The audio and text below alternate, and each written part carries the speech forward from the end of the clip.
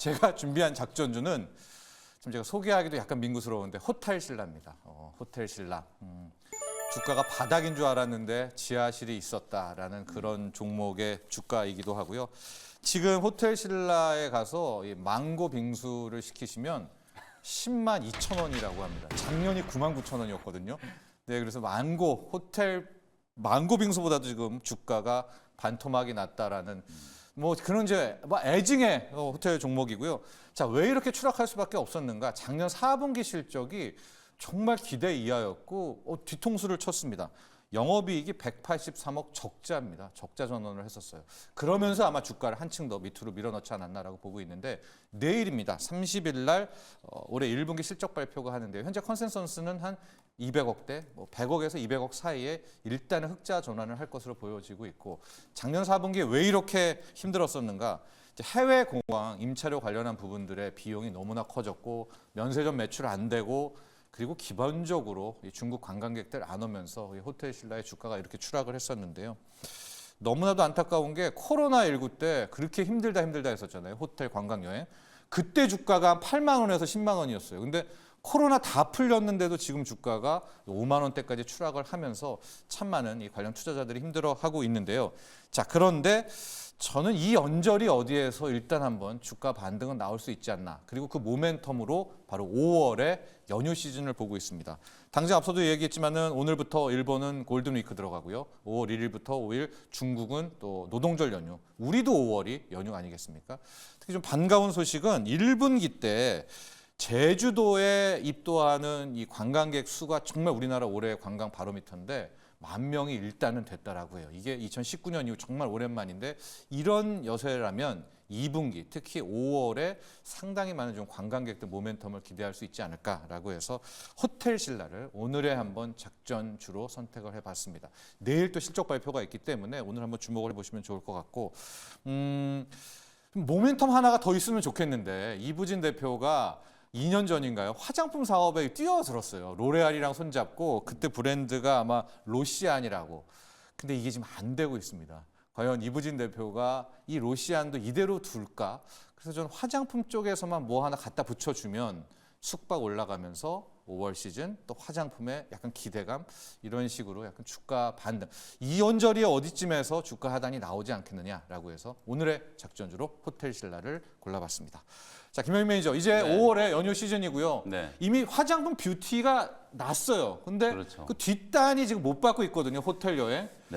나만의 픽. 연휴 일단 시즌에. 뭐 여행주들은 모두 투어, 하나 투어 조금 회복은 좀 되는 그래요? 것 같아요. 예. 물가도 이제 어느 정도 좀 안정은 좀 찾으려고 하는 것 같고 지정학적 리스크도 이제 조금 완화가 좀 됐으니까 여행주들은 이제 조금 회복은 좀 됐다 뭐 이렇게 보시면 될 것 같고 호텔신라는 크게 보면 그냥 면세점 쪽하고 이제 호텔 그다음에 레저 부문 이렇게 이제 나눌 수 있는데 이게 참 애매한 게 그래요. 예전에는 이제 중국인 관광객들 요커들이 와가지고 서울 뭐 그다음 제주도 뭐 이렇게 이제 많이 온다라고 하면 주가가 좀 움직였는데 지금 보면 안 움직이잖아요. 화장품이 오히려 조금 이제 움직였는데 이게 결국 이런 거예요. 이제 호텔 쪽 사업을 보면은 관광객들이 많이 온다라고 해가지고 당장 호텔을 지을 수는 없는 거잖아요. 이게 중국인 관광객이 안 오더라도 호텔신라 호텔에 대한 수요, 뭐 서울에 있는 뭐 호텔신라도 마찬가지고 제주도에 있는 것도 마찬가지고요.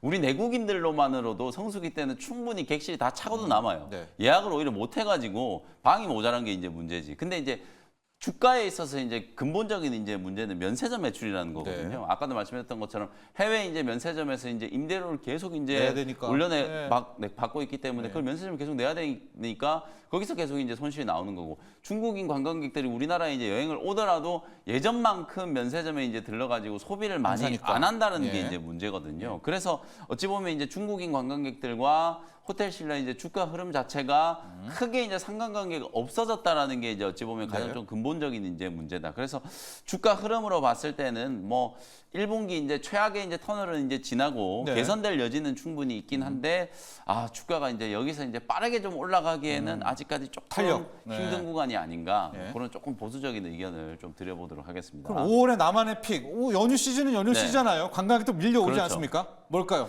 그래서 이제 중국 쪽 모멘텀을 좀 본다라고 하면 저는 이제 제가 소개해드렸던 종목 중에 APR이라는 종목 있죠.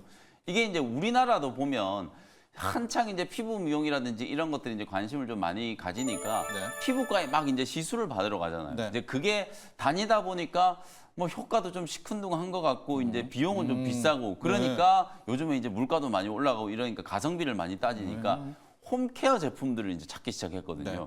그럼 중국이 미용 시장도 우리나라의 이제 유행을 좀 따라간다라고 보면 이런 이제 홈케어, 홈뷰티 이제 사업도 중국 쪽에서 엄청나게 커질 거라고 보거든요. 제가 아까도 뭐 중국 숫자 얘기 말씀드렸습니다만 중국의 인구 숫자를 보면 어마어마한 시장이기 때문에 만약에 중국에서 이제 홈뷰티와 관련된 이제 그런 것들이 이제 터진다라고 하면 스킨 부스터라든지 이런 이제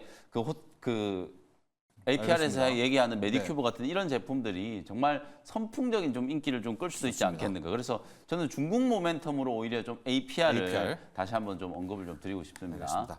자, 김준호 매니저, 이제 5월에 연휴 시즌입니다. 네. 일본은 좀 주춤하더라고요. 중국 관광객도 들어옵니다. 네. 나만의 공략주.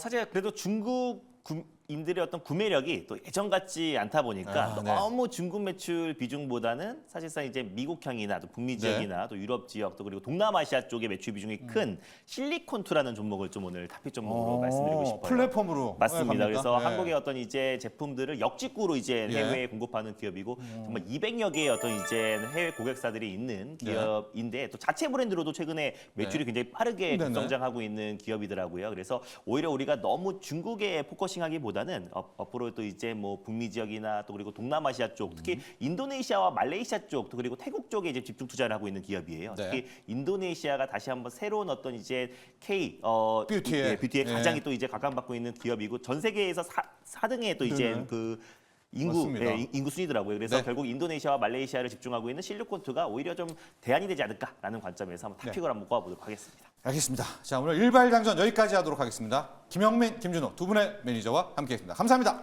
감사합니다.